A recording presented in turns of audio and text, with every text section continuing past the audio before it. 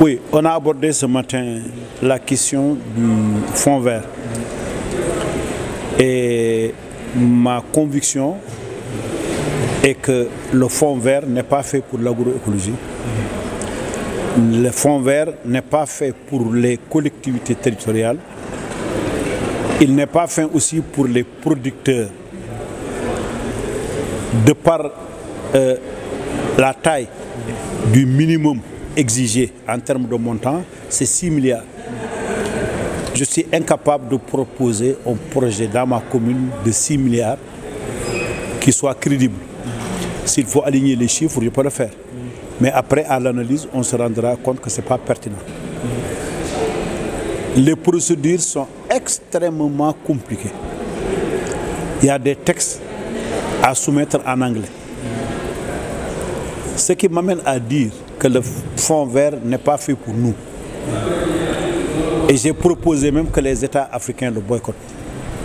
Puisqu'il ne répond pas aux préoccupations des agriculteurs, il ne répond pas aux préoccupations des acteurs tels que les collectivités territoriales.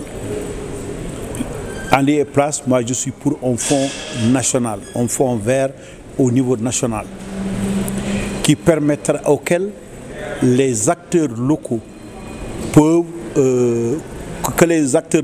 solliciter pour obtenir des appuis et des accompagnements dans le cadre des activités agroécologiques.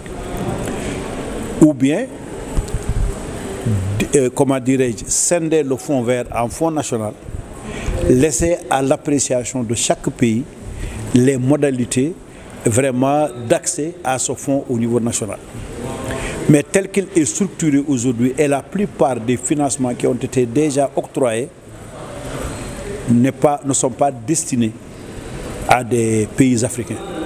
Est-ce que l'intercommunalité ne peut pas être une alternative? L'intercommunalité ne doit pas être une obligation. On ne doit pas m'obliger à développer un partenariat que je développe uniquement pour avoir un fonds. Ça doit être une conviction personnelle de la commune de vouloir collaborer. C'est au fond de s'adapter aux réalités des acteurs et non aux acteurs de service, puisque c'est un fonds fait par les États, ce n'est pas un fonds privé qui détermine ses conditions, c'est notre fonds, c'est nos impôts, c'est tout ce que vous voulez. Et que de ce point de vue-là, c'est à ce fonds de s'adapter à nos exigences et à notre réalité. Et par conséquent, on ne doit pas nous imposer comme préalable une intercommunalité qui serait une intercommunalité mécanique, structurée pour capter des financements. Ce n'est pas une intercommunalité durable.